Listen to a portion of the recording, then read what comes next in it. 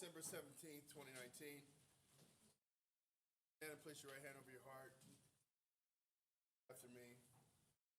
Pledge allegiance to the flag of the United States for which it stands.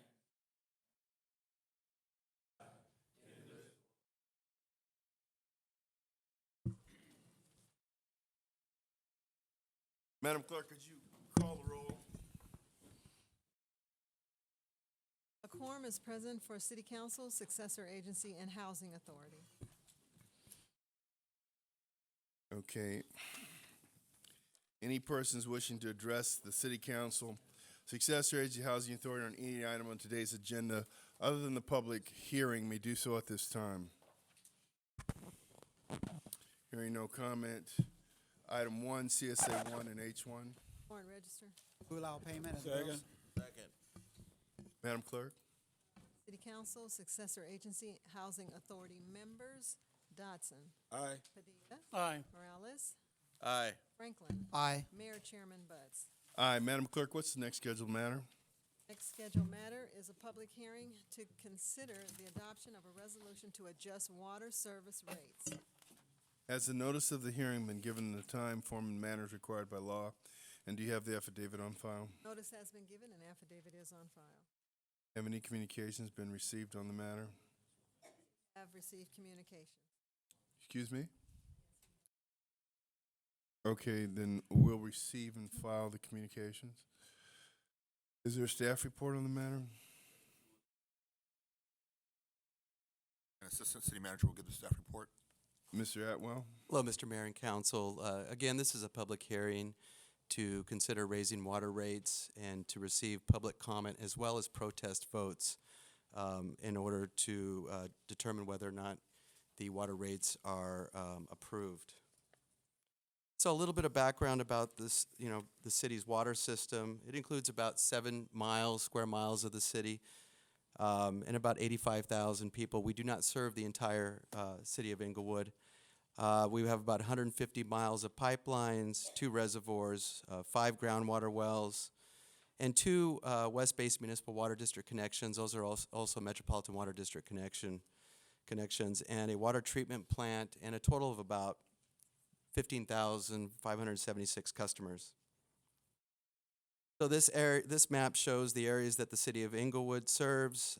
They're covered in the areas depicted in the number 1. And because we are number 1, and also Golden State and Cal American Water are depicted in 2 and 3. So the area in the lower part of the city, the southern part of the city, in white is Golden State, and then Councilman Padilla's area is the number 3 up top. The condition of the Inglewood water system is a lot better than it used to be, thanks to the last water rate increase. But in general, most of the pipelines were constructed between 1940 and 1980. Nearly all the pipes have exceeded their useful life. There are water main breaks and leaks that occur primarily on the cast iron pipes as well as the welded steel pipes. And approximately 24 miles of the cast iron pipes require replacement over time, as well as 5 miles of the welded steel pipe. And we also have 2 wells, groundwater wells, that are extremely aged and not producing very much at all. There is a pipe on the lower part of the screen that has a longitudinal crack. We get those in cast iron pipes, and it's very difficult to actually make this kind of repair. And this is the latest sinkhole that we had at Centinela and Florence. The good thing about sinkholes, at least in this part of the world, is they don't swallow vehicles. They actually they drop rather slowly, and so they don't hurt people like the ones back east where car collections fall in. And this is a pipe break at Hillsdale up in Councilman Padilla's area. We've had quite a few breaks in that area. We've got some older cast iron pipe, and this area, Hillsdale, is one of the areas that we would replace the pipe with this approval. So the O&M costs, operation and maintenance, we spend about $1.5 million per month to operate and maintain our system. In the operation and maintenance includes, we repair the leaking pipes, as I showed you a picture of earlier. We exercise, repair, and replace valves, How do we exercise valves? We actually have to go to every valve in the city and turn it to make sure it doesn't freeze. So if there is a water main break, we can actually close and isolate that pipe. We maintain pumps and motors on the wells. We maintain the groundwater wells as well. Maintain and operate the water treatment facility, replace water meters. We conduct water quality testing throughout our system, and we produce and purchase water, which is very costly. There's a lot on this slide, but essentially back in 2012, we raised water rates. Since we've raised those water rates, the rates that are charged to us to purchase that water have gone up 35%, which is substantial. And our groundwater charges have gone up as well. So even though we pull our own groundwater out of the ground, we pay the Water Replenishment District a fee, and we pay Edison for the electricity. And really that's gone up over 63% over the last 7 years.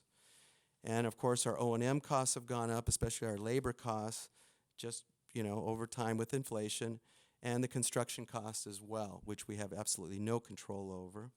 And the general fund reserve, unfortunately, which is not fair and equitable to our water division and the residents of the city, has been subsidizing the water fund.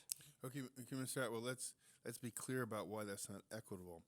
Because the city does not produce water for every one of its residents, there's water fees that are subsidized by those that pay into other systems to make up this deficit that's paid for out of the general fund.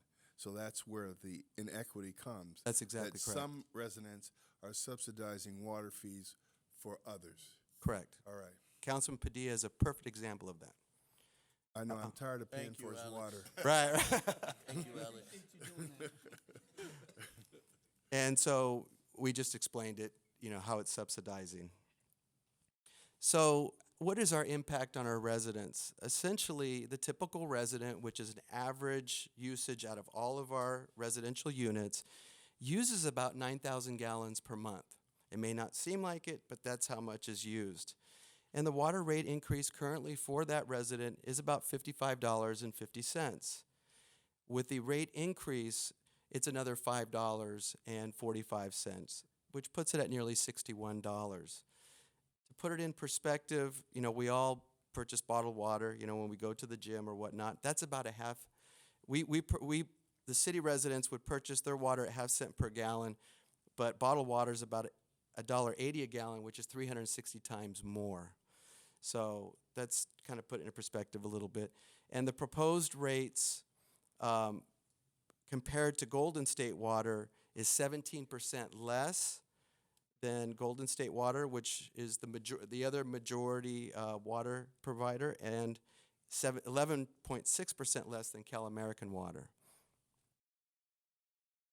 So how do we raise our rates? We just can't go out and raise them when we want to. We have to go through the Proposition 218 process.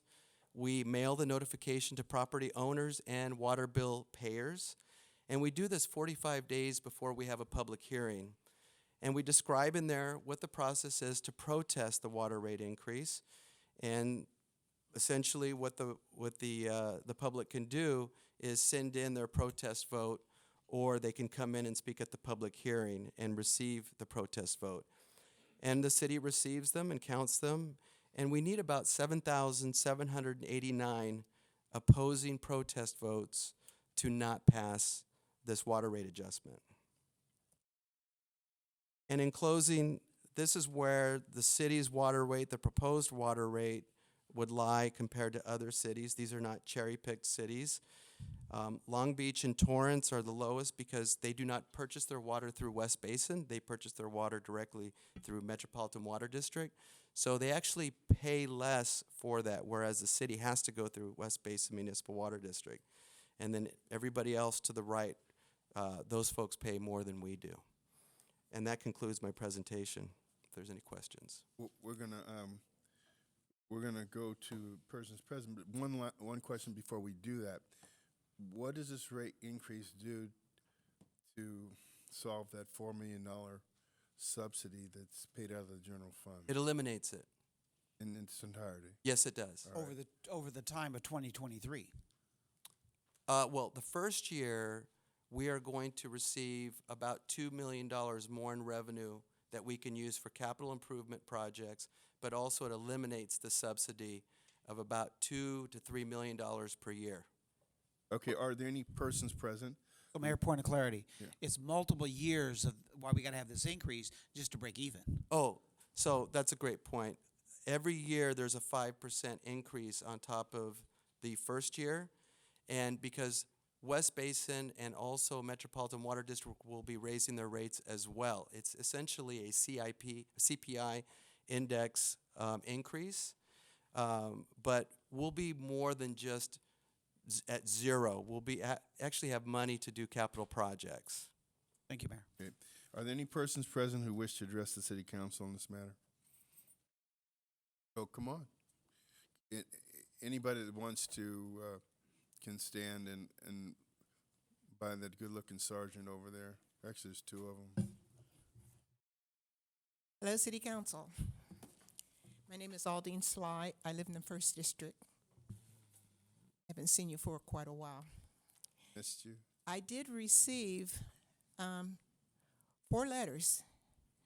The first one had someone else's name on my address as a co-trustee of my property. So I looked that person up, and I found out he was a politician and a felon. And I couldn't get any explanation as to why his name was on my address. Secondly, I don't want to have to subsidize everything that's new coming into Inglewood. The stadium, the Forum, and possibly the Coliseum. I don't want to have to subsidize my water rates so that they can have their lower water rates. Did someone tell you that was what was going to happen? This is just my, That's not going to happen. I hope not, It's not. I hope not. Anyway, I did submit a letter October 17th in opposition of this. Thank you.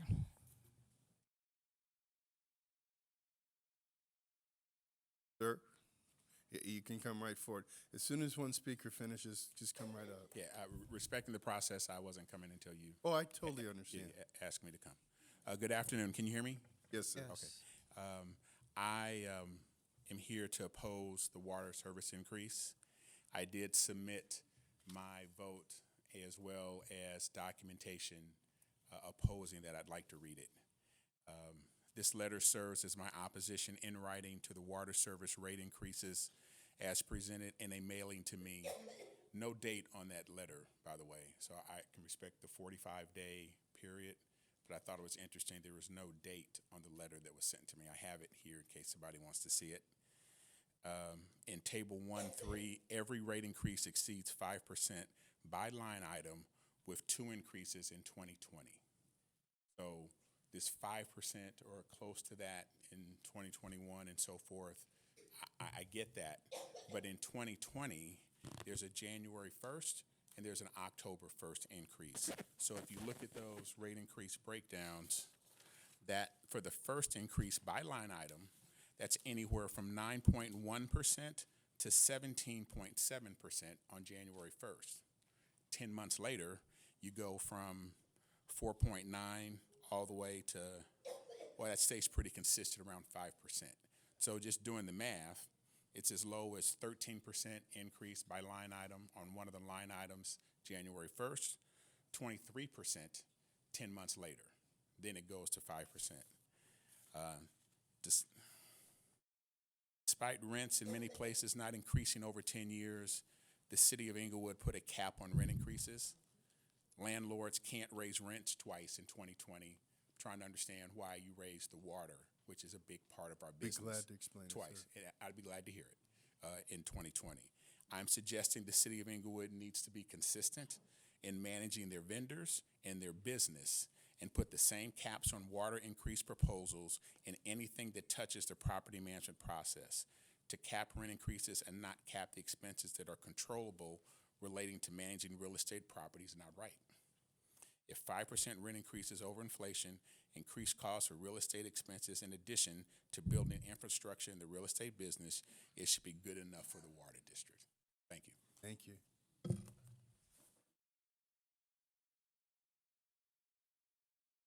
You were going to, Later, sir? okay, you didn't say later. That's what I'm Okay, asking. all right. Okay, great, thank you. Council. I'm a dual-purpose commercial apartment property owner a half a mile from the new stadium.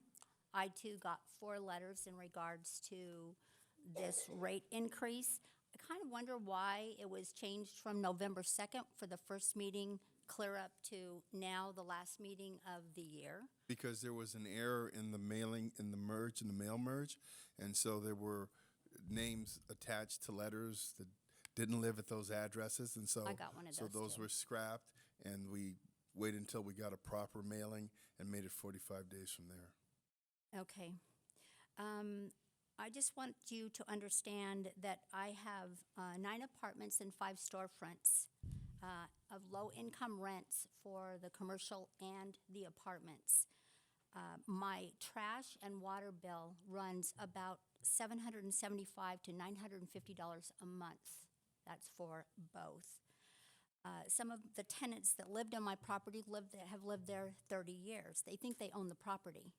And with the rent moratorium that has gone on, the city council has completely tied my hands to warrant any part of this increase that's taking place.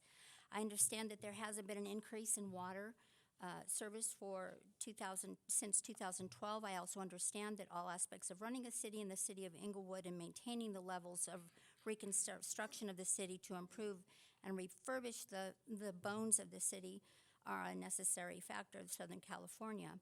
In factoring in the water increase, I've determined that basically my water is going to go up 20% the first year and up to 50% over a 5-year period. I can't even begin to recoup any of that, let alone do anything with my property due to what you've done with the tying our hands as landlords and just allowing the tenants to just basically run the city now. And I really, really worry that with what you have done to us as landlords, and like I said, mine's low income, very low income. The rent in my properties is half of what everybody else is paying. But you really tied our hands as to recouping anything that you're doing as far as what's going on with the city. All right. What was your name, ma'am? Lorenda? All right. We'll talk to you later in the comments.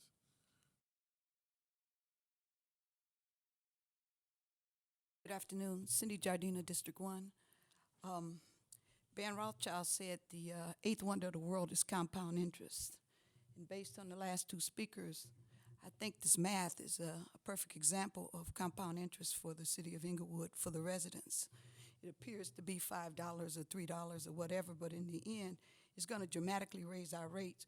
We have an inordinate amount of construction in Inglewood now, with the rail coming, Madison Square Garden here, the stadium being built. So it is a little perplexing to me to try and figure out why we have not put the burden on the rail, the people that are actually tearing up our streets, the people that are actually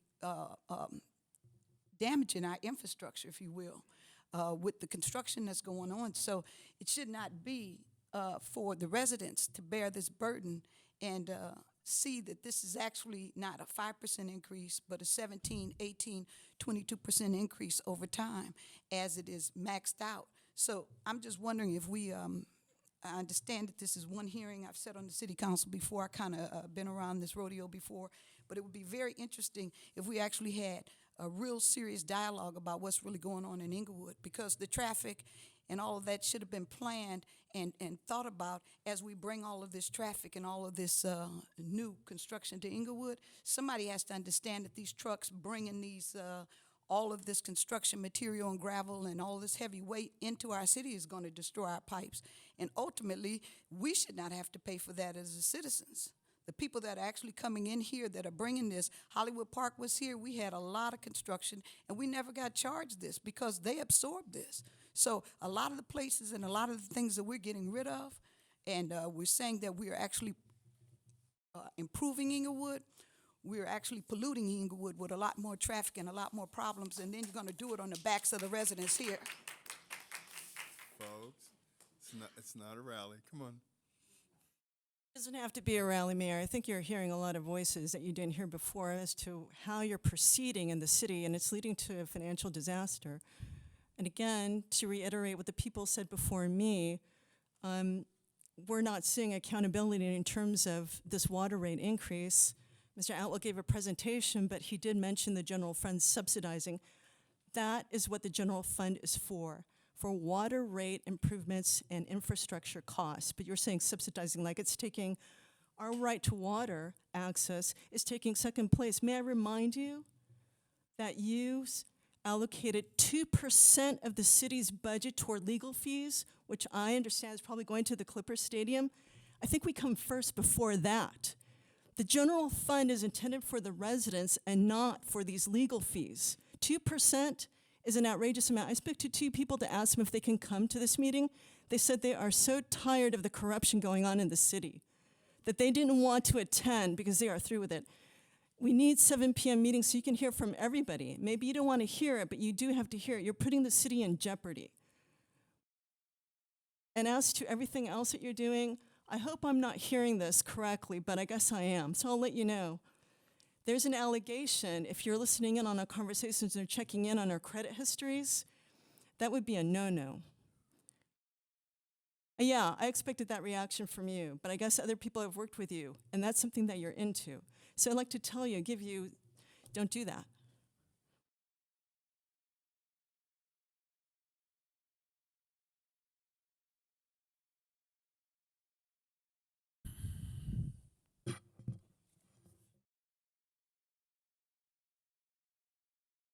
I haven't started speaking yet. Could you please start it over at 3 minutes? You've done this to me before. Please start it over at 3 minutes. And we'll give you 7 more seconds. Go ahead. Okay. I'm so glad to see this number of concerned citizens that were able to be here today because many people can't make it or ever get their voice heard. I've been told when I request things to be sent to me, they say, what, you want us to send it to 110,000 residents? And I say, yes, because we're paying for it. While we need clean, potable water, I object to the proposed water service rate increase of 2019, including but not limited to the following reasons. First and foremost, after further examination, the city did not follow the rules of Prop 218. Under the circumstances, they know that even under the best circumstances, it's difficult to get a majority opposition of 50.5% in any city. This should have been put up for a referendum for vote. It appears the city may also be trying to surreptitiously get citizens information that is necessary for future taxation, skirting Proposition 218, meaning your property names and your property numbers attached. I still have not received the documentation that I should receive, therefore this is a null and void situation. You wasted a lot of people's time here. It's too much, it's undue. For the rate hike. There's apparent poor infrastructure planning and budgeting. You guys use the same excuses in 2012. This stuff was supposed to have been done, a lot of it. It's yet another utility price hike that affects all citizens, in particular with low, fixed, and no incomes. Those people, it affects them adversely. The manner of notification and or lack of notification, including language, the manner of required response and the issues that it causes as far as physical safety, as well as, even though it's required by 218 and make it as a public record, the sale of groundwater and the rates, and doesn't seem like the negotiations were done, water practices, a non-responsiveness of the administration when questions are asked of you guys, or calls are made or emails, there's no response whatsoever. Apparent continued taxation without representation or voice. This was supposed to be tied to the street and sidewalk repairs, which haven't been done on many streets despite numerous requests. My street is terrible, and some streets were done twice, others were billed twice for the job on their property tax. Reappropriation of fees to the general fund for other purposes, and we don't get a CPI raise, and the administration's apparently automatic raises and hefty bonuses and other monetary appropriations and payouts to apparently projects. Furthermore, based on the above and other reasons, if this rate hike or other taxes, assessments, or the grab for appears to be citizen money through any process or action is instituted, this letter also serves as an immediate protest of what appears to be a very improper process. We were supposed to be consulted for 10 years. I have not received these kinds of notifications that everybody else supposedly is receiving. I haven't received it. Apparently there is one with my name on it at some random address. You know where I live, and I know you know where I live. Thank you.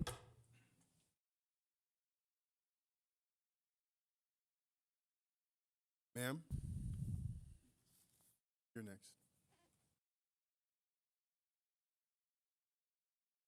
Mayor Butts, Councilman, my name is Arlesia Tolson. I'm a resident of Inglewood for approximately 30 years, and I don't have anything prepared. I'm just speaking from the heart. And what the heart is saying is that this is not right for the increase. First of all, to say that we have to have the majority of people, 7,700 and so many, to oppose it, why? And why is that? First of all, people are not going to come out. People are not going to come out and do this every time because there's nothing that's done. No, they would have to submit a letter. Okay, submit a letter. But then the second thing is that it's in the middle of the day for people to come out and speak. Why would you have it in the middle of the day in the work week? I mean, in the evening time is much better. Second of all, on the letter it states that if you are opposed and if you are opposed to it and they get enough votes, then they will find the funds someplace else. Well, may I ask this question? Who in this room wants their rate increased? Please raise your hand. Okay, so why would you say, if you don't want your rate increased, to say something when you don't have to say something? That's common sense. No one wants their rates increased. Who wants their rates increased? And Ma'am? right, and we pay our property taxes. We see the form coming in. The Inglewood City brags about how much money the stadium's bringing in, and then you have all these millions of dollars, and then you're going to say, okay, so we're going to pass this on, not pass because we're not going to pass it because it's not coming from there, but we all know that they're passing this information and these dollars on to our Inglewood residents. That is not right. Okay, And what we is will it- not. What is it that you feel? What I being feel is passed? that the forum is coming in, not the forum, but the stadium is coming in. Stadium is bringing lots of money to the revenue, of which our revenue in Inglewood was very, very low. When the stadium comes in, they're bringing in lots of money into the city of Inglewood.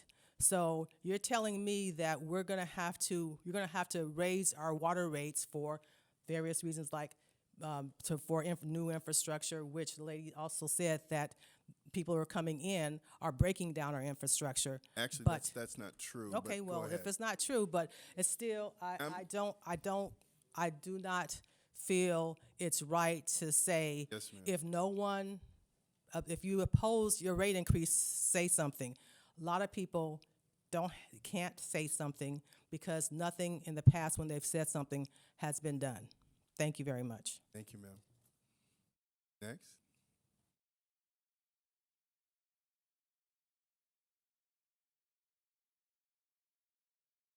Good afternoon.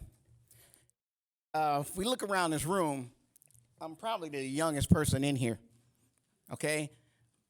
Over 87% of my neighborhood is elderly, retired, living on fixed income. And I happen to fall in that range now because I was forced out of work because I got sick, okay? So my set income a month is set right now. These increases I keep getting, like the tax that you mailed out once the stadium ground was broke, my income took a hit then. We built a shopping center on Imperial and Crenshaw, everybody's income took a hit.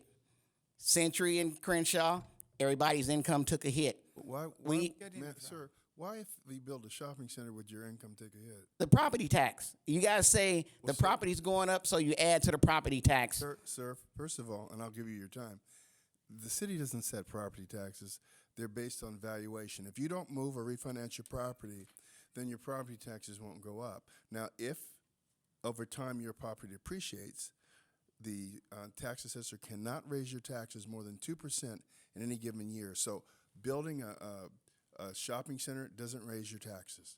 But it's still getting raised. Okay. We need leaders not in love with money, but in love with justice. Not in love with publicity, but in love with humanity. And that's not happening. It's not at all. I've got pictures on my phone, okay? You guys want to raise the water rates? Right now, Inglewood is like a slumlord. You know what a slumlord does? Raise the rent and don't fix anything. I can't even see how the meter man is reading the meter around my neighborhood. If you would like to see the pictures, I'll show you. In the last 2 years, I've had 5 water breaks in a half a block. They came and patched it and patched the street. The street, you go down there, it's still bumpy. I called the city council's office and complained so much about Imperial, they finally fixed one strip of it before they fixed it all. And it took them 6 months to do that. So you said And so you said- everybody's mad. You said You know, it was a water leak, right? yeah, it had water veins bust, and all they did was patch them. Right. You want to see the pictures? No, I believe you, sir. You want to see the pictures about how is the meter man reading my meter when it's covered with dirt? Not just my meter. I went around this morning and took 10 pictures of meters to show you at this meeting in my neighborhood, and there was only one meter that was actually clean. And the only reason it was clean, the elderly lady that lived across the street from me is 76 years old.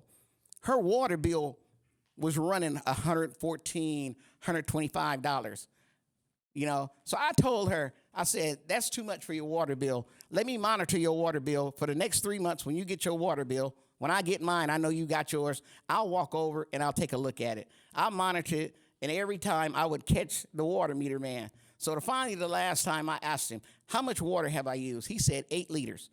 I waited on him to walk the U-turn, come back. My neighbor had used 14 liters. We looked down in there, and we cleaned it out. Me and him cleaned it out. I took some Windex, got down on my hands and knees, and cleaned out her water meter that the city should be maintaining. Sir, you're at time.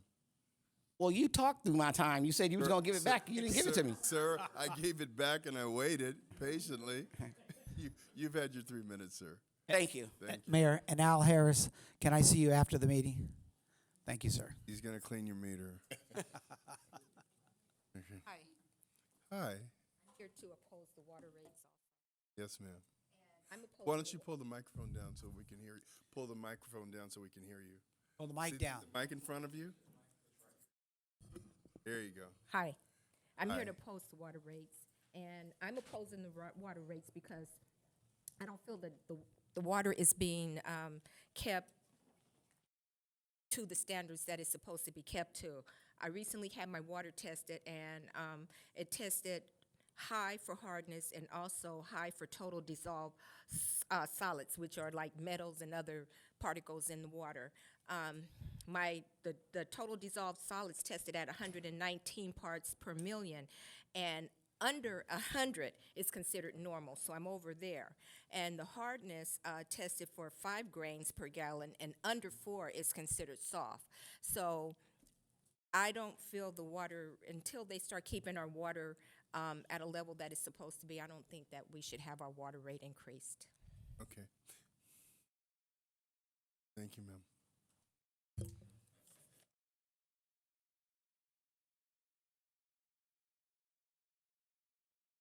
Well, I'm really impressed with what I've heard today. I wasn't expecting the detailed information. I just have one thing that I'd like you to consider. And you've heard it before, but this is the only thing that I'm going to present. So the process, and I'm not talking about the 45 days, but the process where you have to have half the people in the entire city say that they don't want something for it not to happen. How about make it so half the people in the entire city have to say they want it? Sir, what is your name? Excuse me? What's your name, sir? Your name? Oh, George Underwood. Mr. Underwood, do you realize that that's the provisions of Proposition 218, which is the law? This is not an Inglewood law. That's the law of the state. I just wanted you to know that's why. Okay, I did not know that. Okay. But certainly you can make your own laws here and own rules. You can't supersede the state. You can't supersede a state law. So you're saying in this entire state, Yes. all you have to do to get something passed is for the person who wants it passed, who works for the company or works for that utility, to come up and say, hey, I want to raise. That's absolutely untrue. You can only do that when you pass through a cost or a fee that the city is required to pay on the residents' behalf. That's otherwise, if you're going to institute a new tax, then it takes 2/3 of the voters that vote plus one more, 66% plus one. But otherwise, if you're passing along a fee that the city incurs on your behalf, then it's Prop 218. I don't see how that's different from what I'm saying. If someone working for the water utility company decides they want to raise, they want all their people to have more money, which they will all get if this passes, then all they have to do is say, I want more money, and by the way, I know it's going to pass because there's no way you're going to get 50% of the people in this city to say they don't want anything.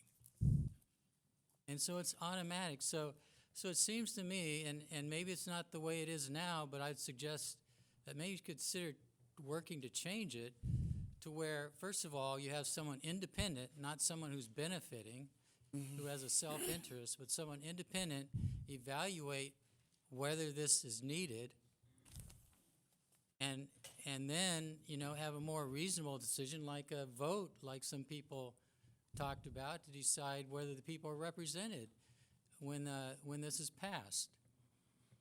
And Mayor, if I could clarify real quick. Please. Mr. Underwood, you pointed out that there's an agency, in this case, West Basin and WRD, who wants a raise, and so they're waiting for us to pass this so they can get a raise.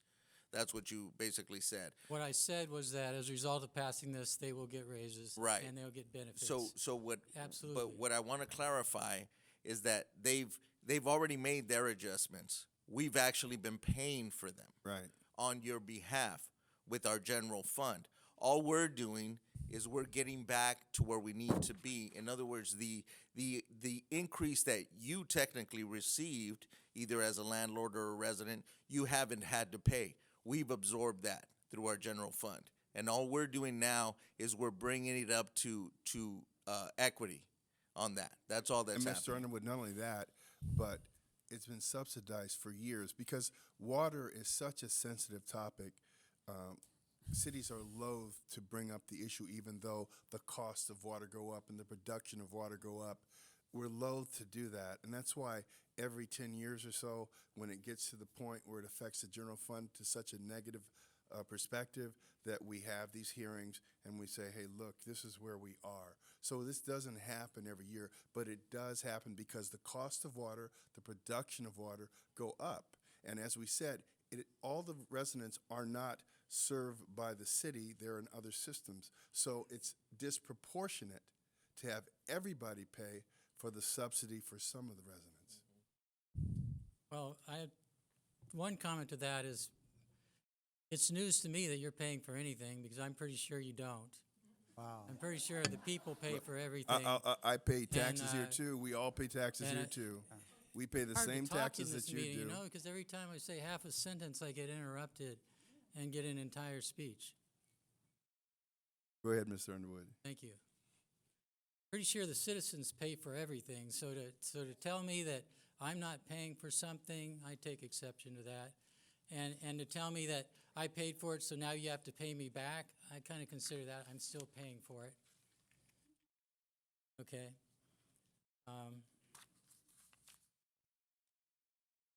And the one other thing is when you had an election or you had a vote like this in 2012, as I understand, to raise the rates, where was our presentation that we got what we paid for in 2012? Because I'm seeing pictures of rotted out pipes that should have been fixed. If I were here in 2012 and they said, I'm going to fix the pipes, which I'm sure they did, and I saw a pipe like that 7 years later, I'd say, well, how come that's not going to happen again? And every 7 years, you're going to show us another rusted pipe you didn't fix with the raise you said was going to fix everything. I think you should have started with telling us how you actually did what you said you were going to do 7 years ago, and I'm not sure what that is. Did you say that in 7 years we're going to be out of money and we're going to need another raise? I'm not sure if that's what you said. And our pipes are all going to be bad in 7 years? Thank you, or Mr. did you say we're going to fix Thank stuff? you, Mr. Underwood. Thank you. Thank you. Mr. Atwell, how many miles of pipe do we have in the city? 150. Would it be in any way possible to renovate? At that time, they were 60 years old, so add another 7 years, 67-year-old. Would it be possible to renovate 150 miles of pipe in 7 years? No, not unless we had like a 200% rate increase. All right. Thank you very much. And Mayor, is also a talking point that we're no longer using cast iron water pipes. We're now using that polyurethane. So, well, we use ductile iron, not cast iron. Yes. Ductile iron's much more resistant to That's right. corrosion, and so it lasts actually a lot longer than cast iron. Also, I want to point out with the last water rate increase, and you know the mayor used it in quite a few of your presentations. Back before 2012, we were averaging between, I believe it was 5 to 10 water main breaks per month, which is 50 to 100, you know, approximately. Now we average about 2, maybe 1 break a month, if that. And here's another significant point, Mr. Atwell. The reality is that maintenance has been deferred on the infrastructure of this city for literally decades. And what we've done in the last 7 to 8 years is play massive catch up. There's no way to catch up for decades of deferred maintenance in a single decade. Isn't that true? That's correct. And our pipes continue to get old and they continue to leak. It's just maintaining them and using the money for capital improvement projects, which we're really good at. I consider ourselves to be probably the best city in the country when it comes to maintaining and repairing and replacing our systems. All right, thank you. Mr. Agee? My name is Willie Agee, and I live in the beautiful city of Inglewood, the #1 city in the United States of America. I live in a 3-bedroom, 3-bath house. My water bill runs average about, I'd say $47 to $50 a month. Today I just paid a water bill for $86. I want to tell you why. I turned my sprinklers on at 10 o'clock and I forgot and left them on. So that's why my bill was $80-some. I don't have no problem with that. I don't have any leaking pipes or anything like that. That's what runs your bill up. You know, I feel sorry for people who can't afford to pay. But like I said, when you live in the #1 city in the United States, you're going to have to pay for it. Look here. Hey, if you can't pay it, move on. You know, government ain't guarantee you 1 penny. 7 years ago, this city was bankrupt.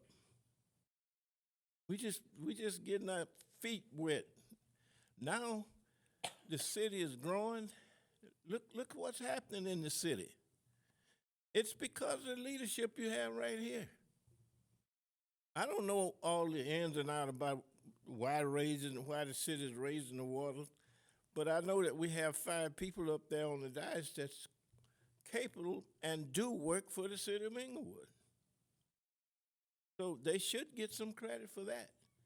But nobody wants to pay. I didn't want to pay that bill today, but it was my fault. So, you know, sometimes we bring things on ourselves. Thank you very much. Here with that, oh, yes, ma'am, please. I'm sorry, I had a little more time left. Do you mind if I say something? No, No, we don't work like that. But I'll tell you what, at the end of the meeting, there's a minute, and you can do it then. And we'd be glad to hear it then. With that, we'll close public comment. And are there any questions or comments by the council? Mayor. Councilman Franklin, District 4. Thank you, Mayor. I do want to do a point of clarification. Also, some of the residents did make a significant issue because on page 19 through 22, there's specific recommendations made by the staff, and I want to make sure we address at least 3 of the 6. And before I do that, I want to acknowledge that the reduced rates for eligible seniors and handicapped residents, we have a program for them, and it will continue to remain.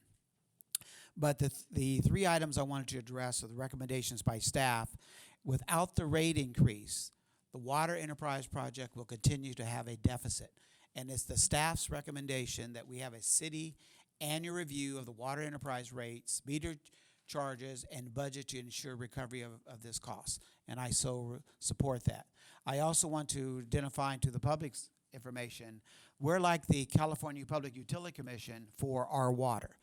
People will go to a state agency, and then they will appeal, such as yourself, and raise the issue of concerns before that utility commission, who then makes the final decision as to whether or not a water replenishing district, Golden State Water, and others will be allowed to do an increase. That's what this meeting also entails, but specifically for the water Inglewood.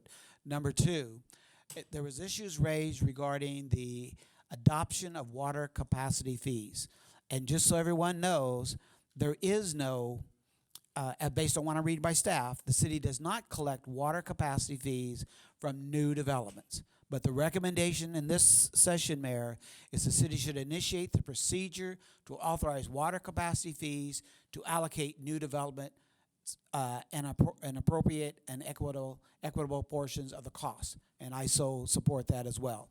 And the third one I want to identify is that we have to keep an eye on federal dollars and state assistance for us to be able to handle the infrastructure, whether it's our streets, water, or our other utilities throughout the city.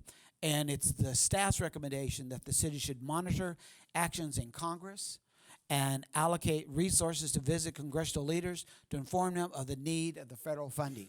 That's one of the reasons why when we reach out to you and ask for you to do your U.S. Census, that you take those counts, because those federal dollars help us lobby in order to get the additional funds we need to address these issues, and we can stop doing this deficit spending, in this case for the infrastructure. And on those items, Mayor, I so recommend that they be adopted.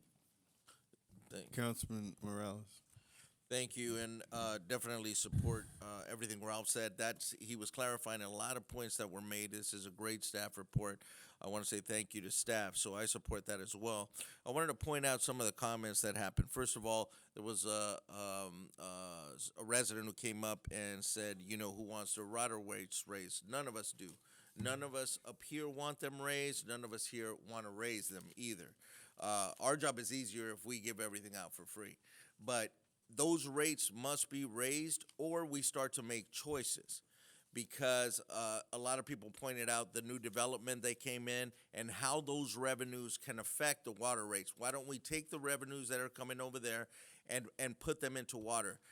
That's because, first of all, $4 million of that has been going to those things. We have been using $4 million a year of the new revenue to pay for the water increases that we've absorbed in the past 7 or 8 years. That's already happening. However, it is time to make a choice when that becomes unreasonable. We need to start improving our parks, improving our quality of life for our residents, improving everything from more police, more services. We're still playing catch up on services we cut back when we really hit a recession. Hours at the library, hours at the park. Those are things that mean something to our community. Now, I can see that there's a lot of landlords that were affected when we did the 3% rent control. And I can see that the choice they would make is to not increase the water and don't improve the services at the park.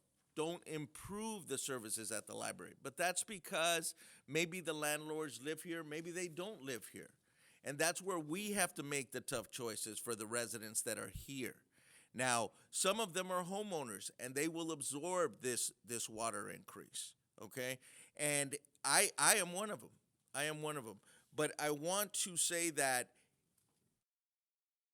when we increase water, it's not because we're increasing it to maintain our infrastructure only. It's because we've already received the increase. We had nothing to say at that point. And so now we need to recover, get ourselves in a position where we can start using the funds for water, and we can start using our general funds to start improving the quality of life in so many other ways. Our sales revenue has increased maybe 6% this year or something like that of what was expected.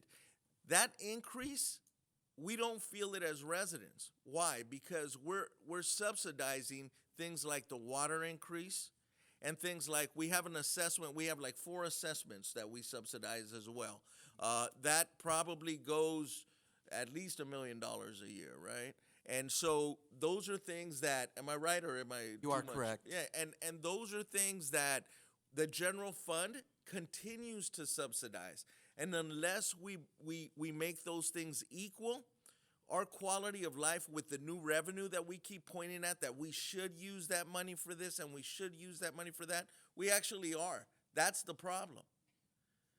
We need to recover and start to see our improvement of all this new revenue that's coming in, bring our services back for our seniors and our children, and then start to really assess how we can improve everything else, including maybe we will get to a time frame where we don't have to increase it every 5 years, every 10 years. But all those steps, those are something that we need to do. So I'm completely supportive of this. I know it's not the popular thing, but I know it's the right thing and the responsible thing. And I want to thank staff for putting together the staff report that was well done. Thank you. Councilman Padilla. No, ma'am, not now. Councilman Padilla, District 2. Thank you, Mayor. You know, and I don't want to go back over what Councilman Franklin or Morales had to say. Ma'am. Folks, we have to understand that when we do these increases, they're the hardest thing for us to do is when we're going to increase folks, you know, anything you got to pay for, right? No, like Eloy said, none of us like to pay more for anything. You know, free 99 always sounds good, right? Unfortunately, we've got to make some decisions. We are running the government here, the city of Inglewood, not just for today, but for the future. And we can't continue to subsidize these increases. We can't continue to absorb these increases. A gentleman gets up here and says words to the effect that, you know, like we're not residents here, so it doesn't impact us. We all, you know, up here, all the electeds live in the city of Inglewood. So when these fees get increased, any fees, we are also being increased. But it, as Eloy said, you know, it's the right thing to do. We have to bite the bullet. We are growing the city of Inglewood. And if you look at where we were 7, 8 years ago, you look at where we are today, you look at where we're headed, nobody gave us even a thought a few years ago. Now, we are on the top of everybody's mind. Everybody's looking to see how is Inglewood doing it? How have they gotten it done? And like I tell folks, sometimes we have to make these tough decisions, just like today. This is not an easy one, but it's the right one. It's the one that we have to make. And so when we're going to replace 150 miles of pipes, that's not going to happen in just 5 years, 7 years. That's going to take a while because even, you know, some of the pipes that we're replacing, you know, they're going to break again. I mean, that's just the way luck would have it. But we are using state-of-the-art supplies now that are going to make these pipes stronger and last longer. So we are doing a lot more for that. So with that, you know, I hear you. We hear you. And just want to thank the folks that came up here to let us know your thoughts and your concerns. Councilman Yes, Johnson. I agree with my colleagues. The one thing that I really want to make everybody understand, we are citizens just like you are. We sit on this dais. Matter of fact, we all live in our respective districts. So please don't come and say we don't feel it. But anything we pass on to you, we feel it as well. And the years that I've sit on this council, when I first started, we were fighting back for bankruptcy. I don't know if any of you really understand what that means, but bankruptcy can tear a city apart because of decisions that this mayor and council made, the hard ones, the ones that other councils and mayors would not make. That's what brought us back to where we are now. And as far as money's coming from the stadium or the arena, that hasn't happened yet. We know it will happen, but nobody can say we've received tax that we haven't done anything with. So please understand that we do, after conversing with staff, we do what we believe will be the best for the city of Inglewood. So with that, I'd like to make a motion that we pass. Could I speak? Yeah, but I'll second it. Go ahead and speak. Okay, so first of all, I've been on the council for 8 years. Started working for the city of Inglewood in 1972, and was here till 91, and came back 20 years later.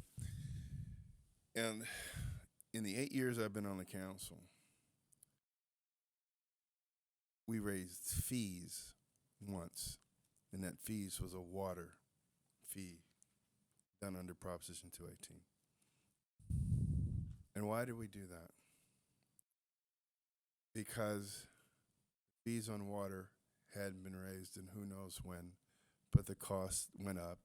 And the first time we raised it, we were subsidizing the water fund from a budget that could ill afford it. This time, because it's so unpopular, because we don't like to raise water rates, it's so unpopular. It's got to the point where we are not going to be able to do our aggressive infrastructure renewal. Now, we had some people get up and talk about there were leaks and patches, and that's exactly why we're doing this. 150 miles linear feet of pipe, enormous, especially when that hasn't been maintained over the years. And what we're trying to do is make sure that we don't pass this on to future residents, to ourselves. I want to talk about a couple of things were said. They said that the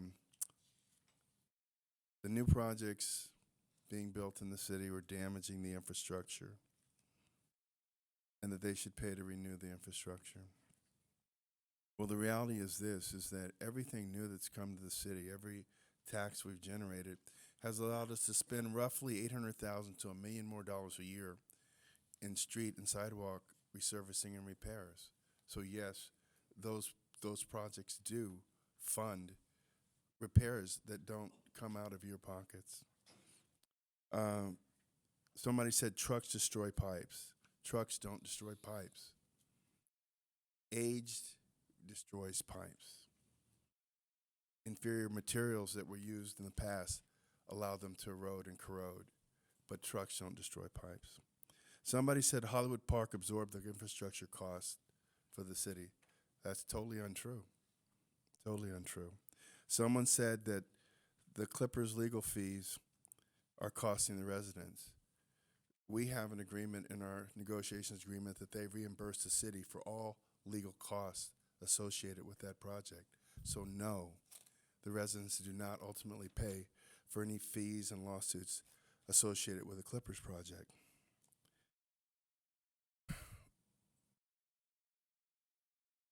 Twice in 8 years, this will be the second, we've raised anything. There's no one that believes, I don't think, there's any way that nothing that the city is responsible for is ever going to be raised. We have a good record when it comes to absorbing the cost of running the government for you. So we really appreciate everything that everyone said because, one, it's given us a chance to put things in context for people. We don't make the law in how fees are raised. Prop 218 is a state law, and we follow it scrupulously. Lastly, Lorinda said we're tying the hands of the landlords. This system that we live within, where one person can make unlimited sums of money and others cannot make enough to live or be housed, comes with trade-offs. And at times, everyone is going to feel pinched. The reality is this, that if you own property in this city, that you're sitting on a gold mine because of the actions of your government to bring back the city from the precipice of insolvency.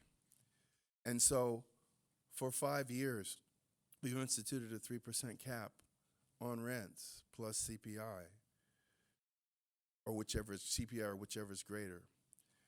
And the purpose of that is to give people that are here a chance to make it until these new jobs come online. So yes, at some point, at some time, everyone is going to feel like it's not fair for me.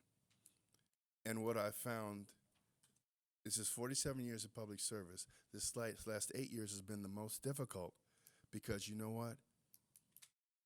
Almost all of the time, someone's unhappy unless you're resurfacing a baseball field at a park, unless you're bringing the youth orchestra here, unless you're bringing the Girl Scouts here. Most everything else, somebody's going to be unhappy, and that's what you elect people to do the tough things so that you have balance and sustainability, so that your community will move on into the future, and eventually you will have an infrastructure that's not breaking down all the time. When cities go through what we went through financially, you stop fixing things. You don't repair things, and you kick the can down the road. Well, we're at the end of the road right now, and we're fixing things. So I want to tell you again, we've heard everything that you've said, but I'm going to vote for this because I believe it's the right thing to do. Madam Clerk, is a first and a second. Mayor, question. Yes. Go ahead, Your pardon? Councilman. No, the Councilman.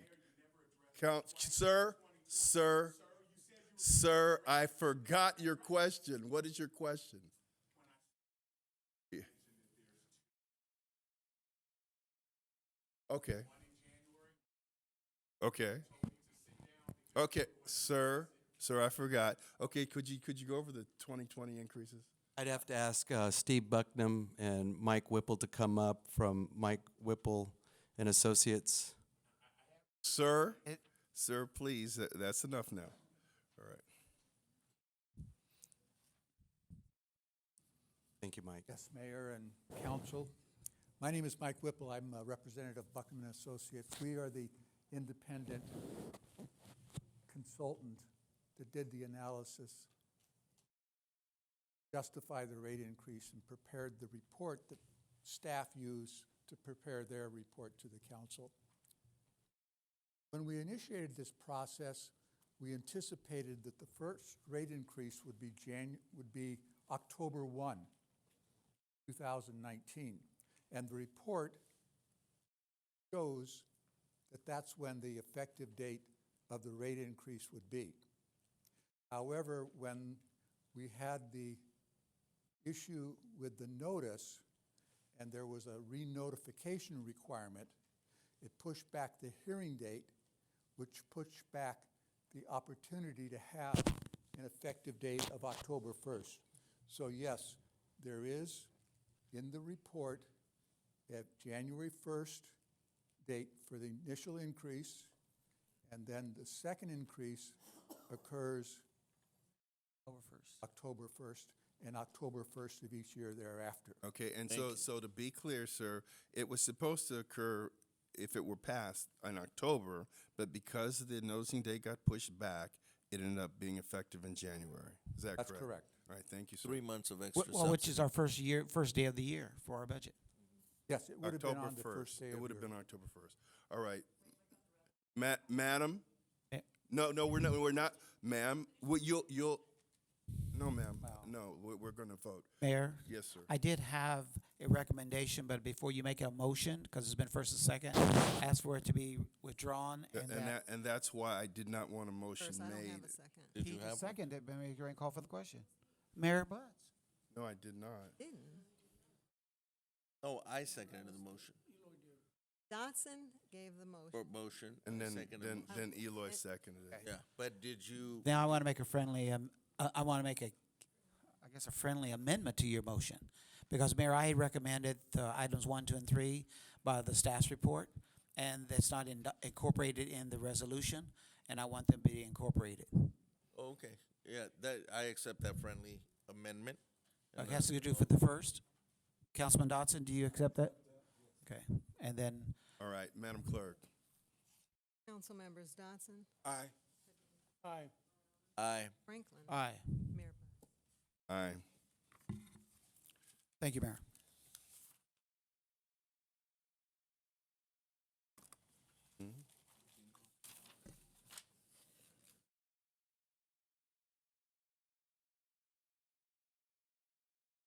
Okay, consent calendar items 2 through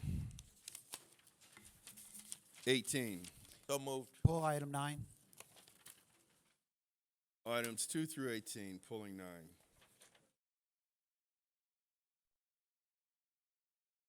Madam Clerk. Council members Dotson, Aye. we don't have a second.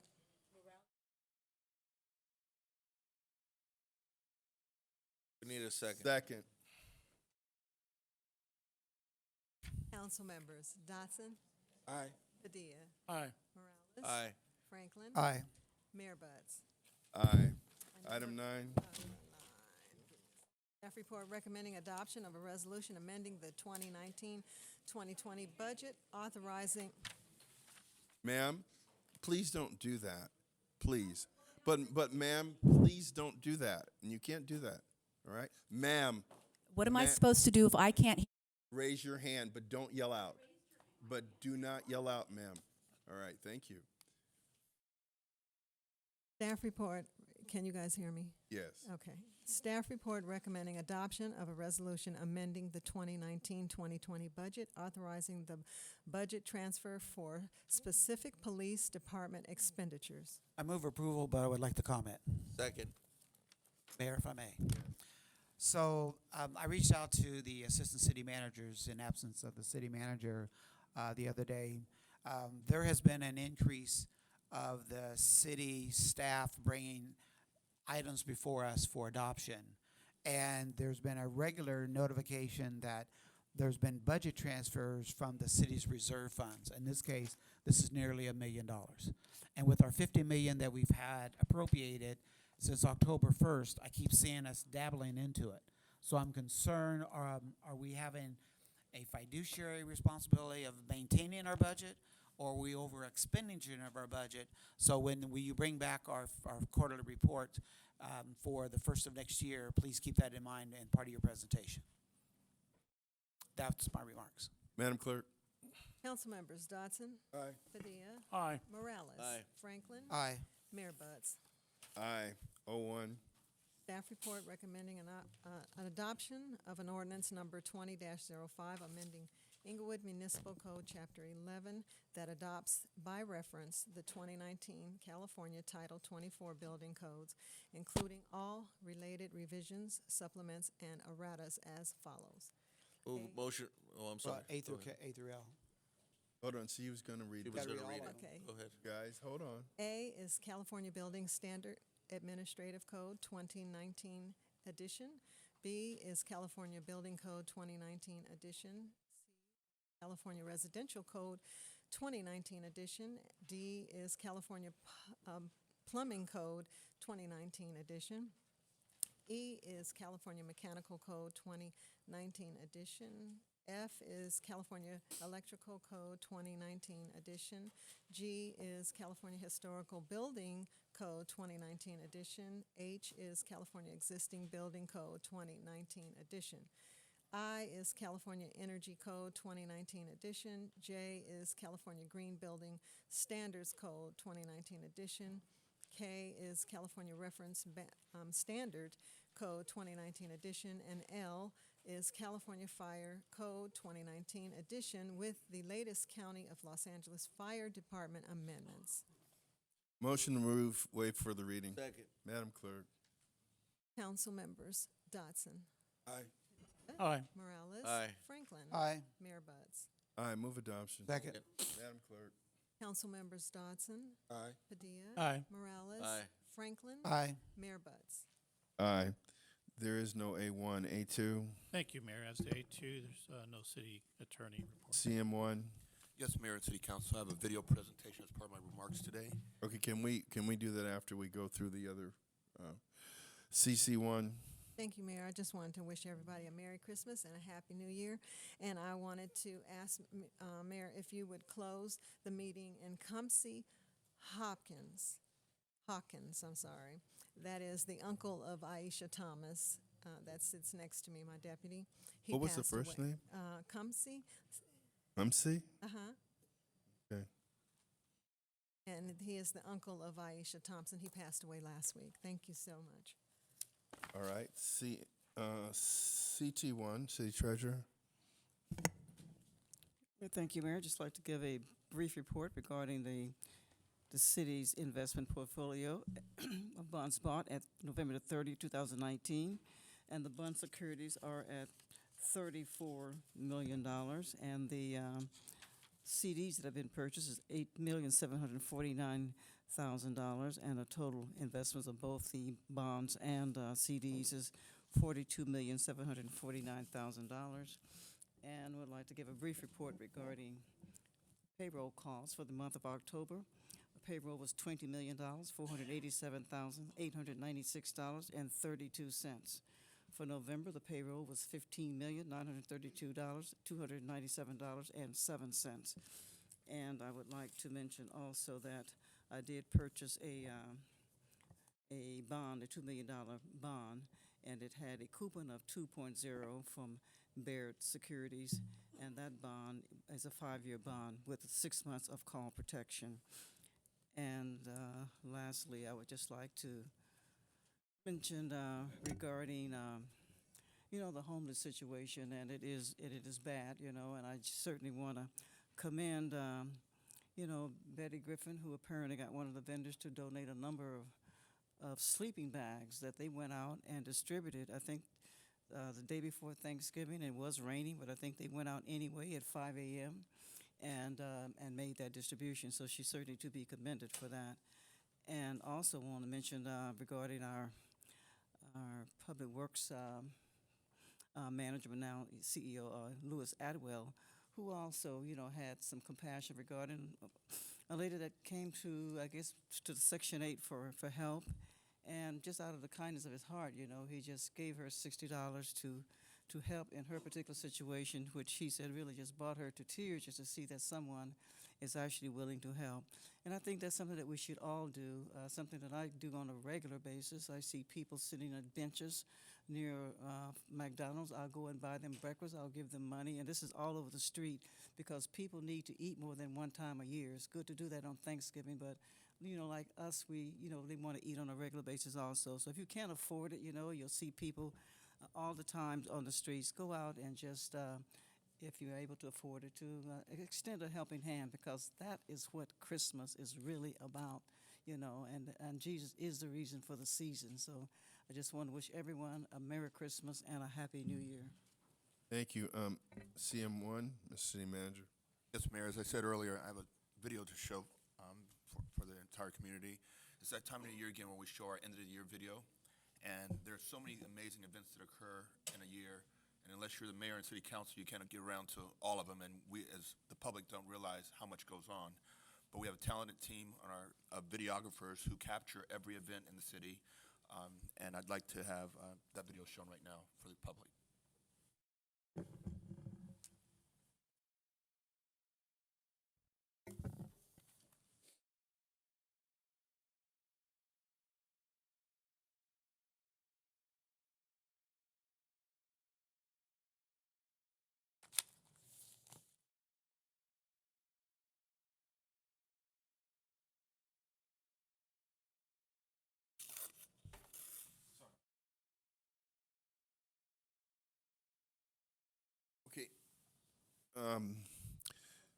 Public comment. Any person wish to discuss any item connected with city business not elsewhere considered on the agenda may do so at this time. 1 minute.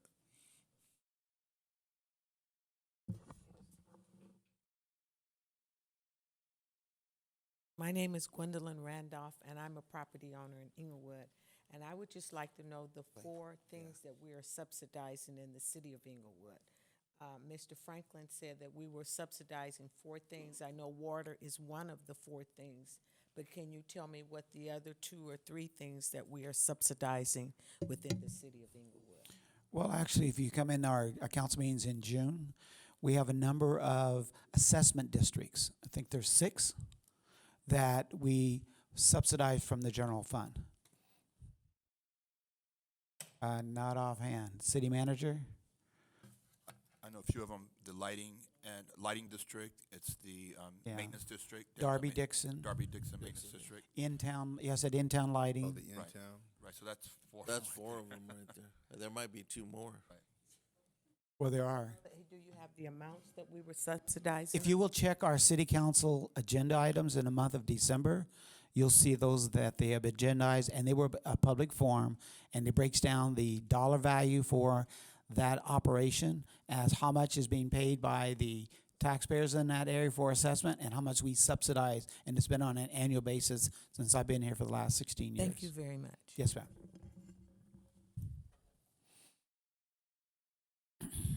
Just like to say to the council that I'm a resident, 42-year resident of District 1 at Park Circle, which is the park that we put the fountain and the trees in. For the last 4.5 years, the trees have been leaning at the park. We have an enormous responsibility for the people that visit that park to be safe. It makes absolutely no sense for them not to give that park that attention to straighten those trees and prop those trees up. So I would just ask that the mayor, as well as the city council, maybe if you get a minute, drive by and see the 4 trees leaning around the circle. And I would just wonder why they haven't been addressed, this issue.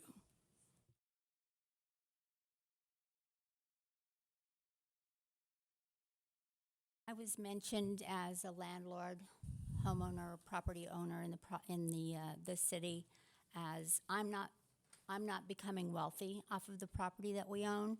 Property's been in the family for 40 years. We too have bones that need to be replaced, and we need work that needs to be done. We can't get tenants out now in order to bring up the plumbing in that property. We have to have just cause to get them out. Otherwise, we pay $16,000 to $20,000 in relocation fees for these people to get out. So you are tying our hands at the 3% increase.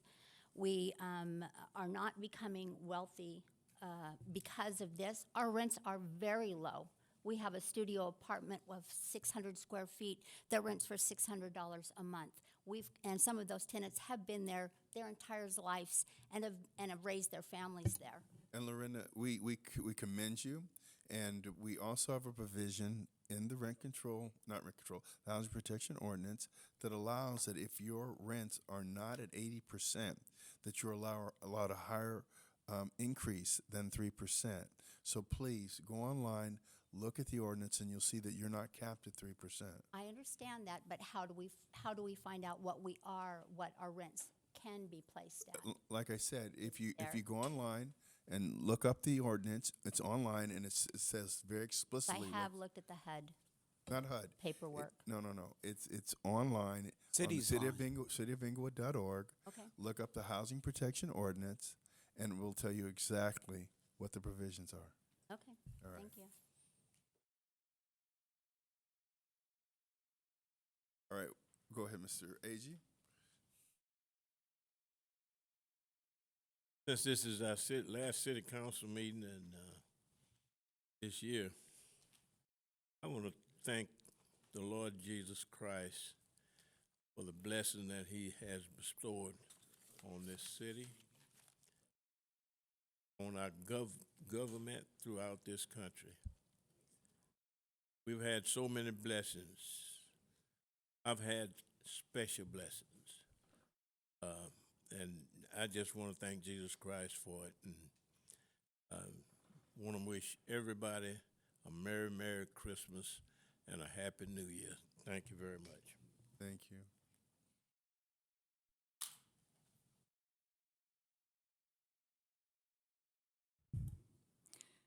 I would like to applaud you for being a business-friendly city, but I think it's time that you start making it a citizen-friendly city.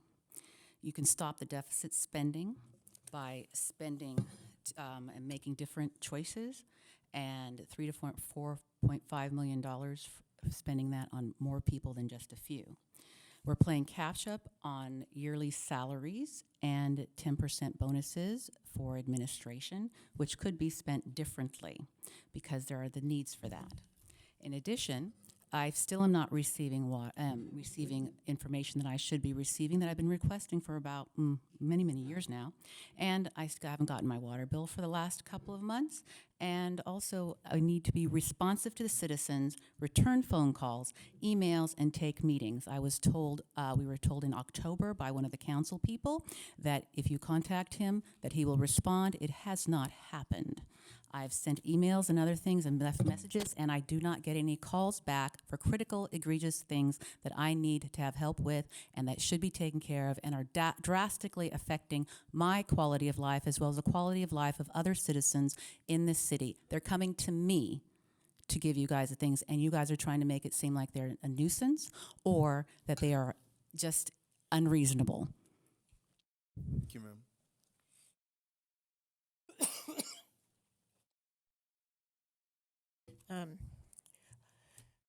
I just have one question, and it has not been satisfactorily answered when I have approached the Public Works Department about the mistaken name on my address. This person lived in Alabama when I looked it up, and they are a felon, and I need to know where this list came from and why that name is on my address as a co-trustee of my property. I need to know that. And for the first time in all the years I've lived in Inglewood, you may not have anything to do with it, but my bank statement, which is under my trust, has not been delivered. First time in over 50 years. Did you check with your bank, Ms. Sly? Yes. Okay. Well, you're right. We don't have anything to do with that. Well, you may not know anything about it, but it does bother me, especially when this I understand. name came on my envelope. Totally understand. Rightfully so. Ma'am?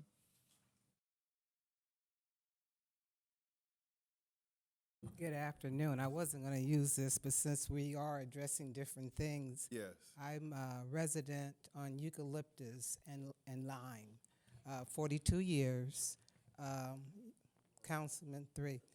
I've asked Public Works 3 times to fix the sidewalk.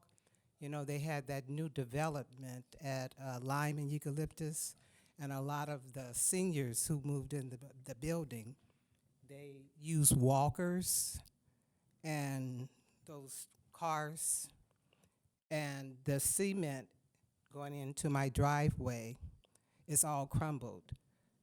They came out, Public Works did come out and mark it. I guess they have to do certain schematics.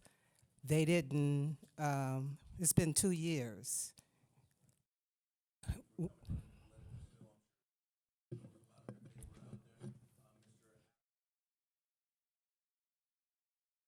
Work on that, and if you could give them your contact information, Okay. I'll get in contact with you to let you know what actually came about after we went out there. Okay? They told me they were on a schedule. Yeah, and But- they are. Okay. And they are. So as soon as I get an update, you'll get the proper information. Thank you. Thank you. Okay, with that, we'll close public comment, and I guess we're ready for the year-end video.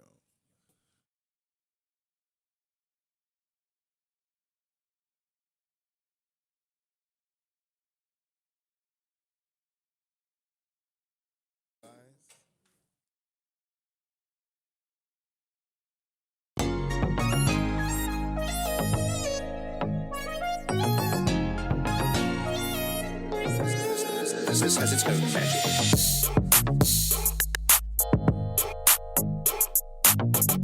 I think the importance of celebrating Dr. King's legacy year in and year out is to make sure we continue to put energy into what he meant to all of us.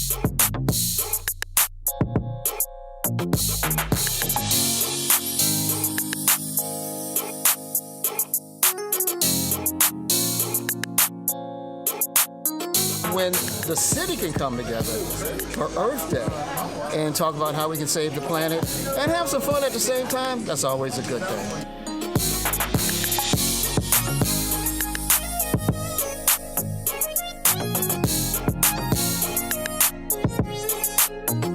Linda Williams.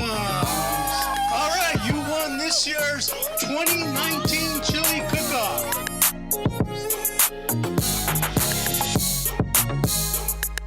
As you can see, there's thousands of people out here. We're very fortunate to become the type of city that can give these free events, great music, great people, just showing the world who we are.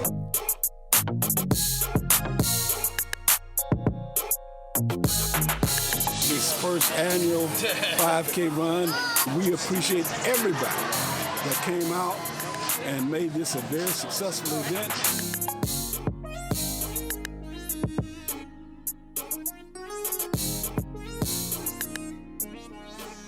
Today we're at our Hispanic Heritage Festival and my classic car show.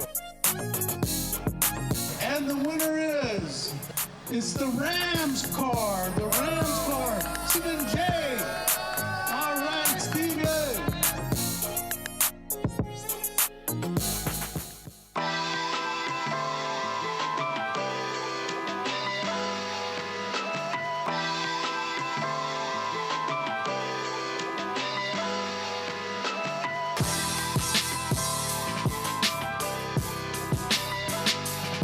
It's a place today to showcase the community where we all grew up, all of us here in the neighborhood, and I love this area.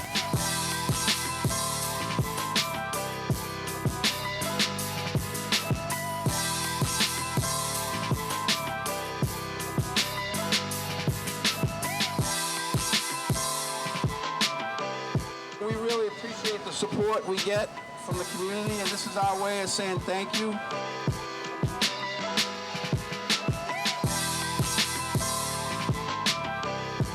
We're providing a service for our community, a vaccination and dog chipping for all our dogs and cats.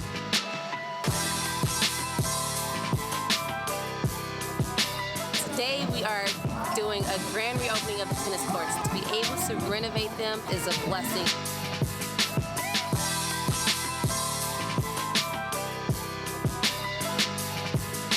This is why we still are free, because these guys fought for us. I just want to say thank you to the parents for allowing us to work with your kids and for bringing your kids here and supporting this program.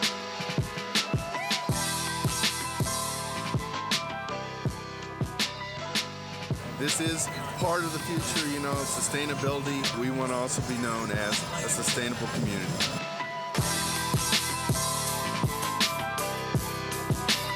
In 2020, this will be the official home for the LA Rams, and what a better way to engage with our upcoming neighbors.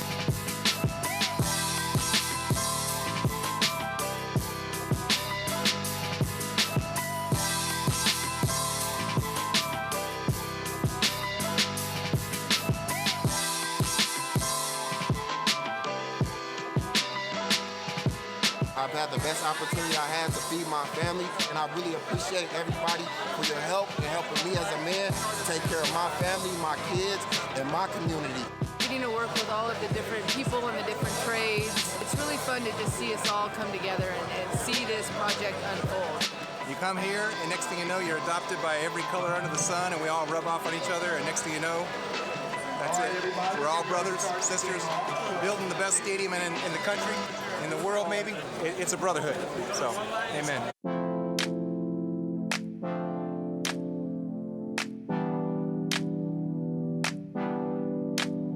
First of all, I'm looking at the workers and the workers' faces and how they happy and excited to be working. and knowing that some of these workers have come from different backgrounds and different parts of the city, but they're working together. And I love the fact that the mayor has given opportunity to so many different people with different backgrounds who probably would have never had a job like this, who now have resumes to go get other jobs. So this is a great situation right here. I'm loving the look of it, the feel of it, the style, the different levels. I mean, I can't wait to get my season tickets. You know what I'm talking about? Well, this is 80% completion, and what you're seeing mostly the pride of the workers that are feeling part of something that's part of history. This is going to be the most magnificent stadium in the world, and here we are seeing it up close and personal. We're watching history being born right now. For us, the opportunity to invest in a place where investment will be valued, in a community that's on the upswing, in a community that represents the diversity of Los Angeles, and to participate in that opportunity was, for me, my wife, our family, in addition to the Clippers, a great opportunity.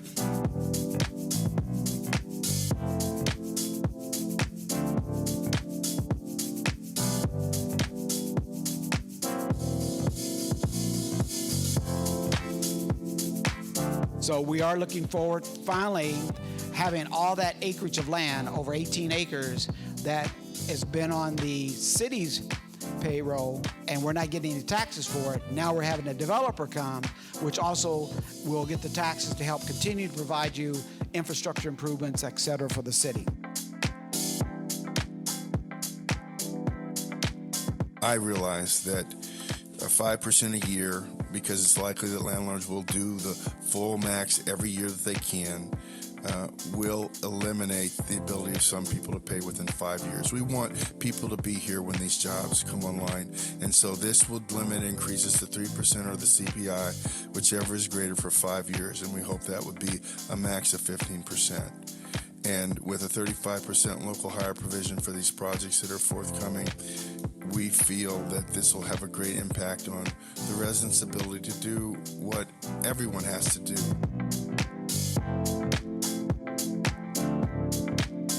We want people to use mass transit in LA County, not just think of it as a nice esoteric thing to have, but we want people to use it.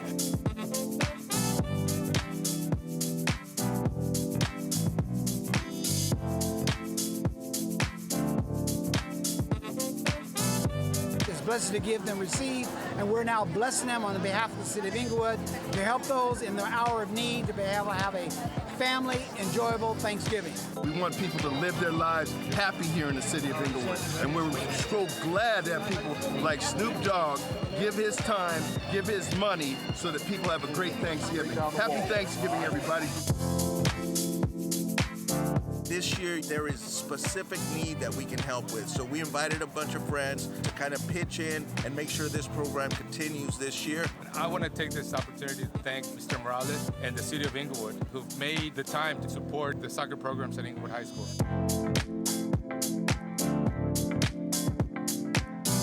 This is an event that, to me, is from the heart. The whole idea is to make somebody else's Christmas.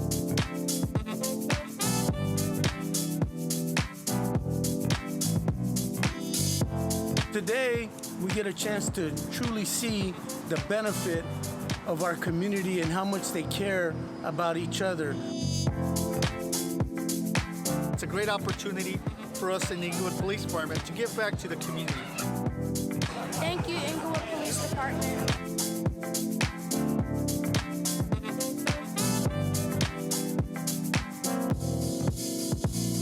Happy holidays from the Inglewood Police Department.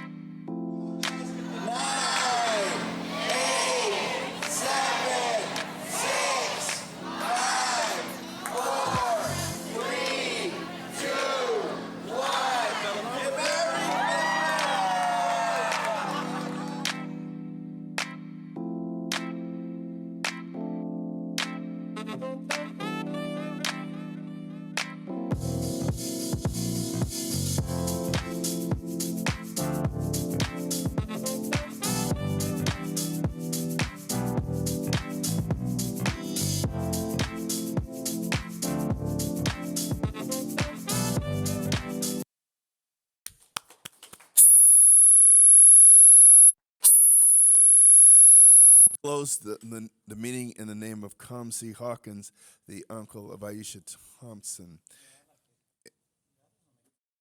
Oh. What are you doing? Oh, you know we're getting ready to go to another meeting, right? Yeah, and then we're going to come back for another one. Right. Okay. All right. Closing comments, Councilman Franklin. So I just only want to talk about a close the meeting in honor of.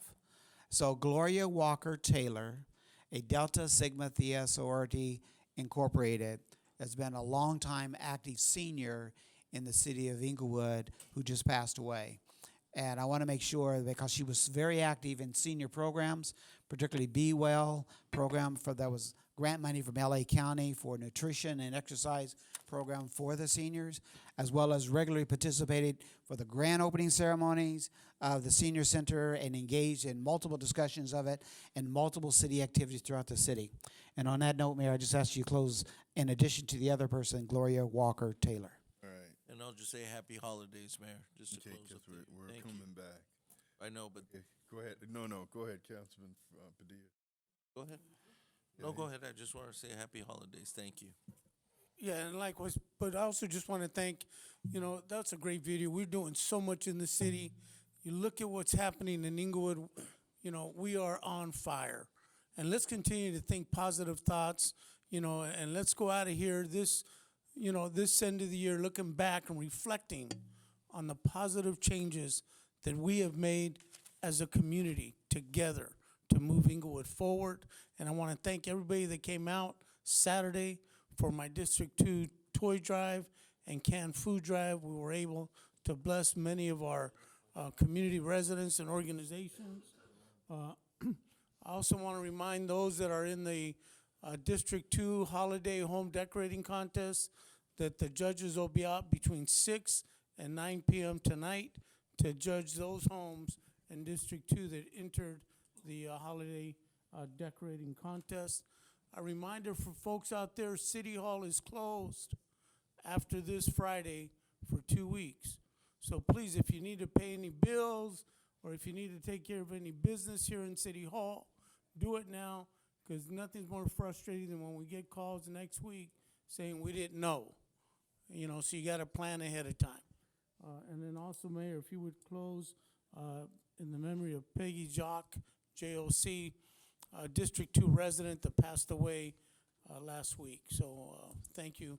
And may everybody have a Merry Christmas and Feliz Navidad. Councilman Dotson. Thank you, Mr. Mayor. First of all, I'd like to congratulate Thomas Bond and his staff on a wonderful video, ending video of the year. They did a very good job in covering it. I thought it was very, very good. I want to thank all the people who came out for my toy drive.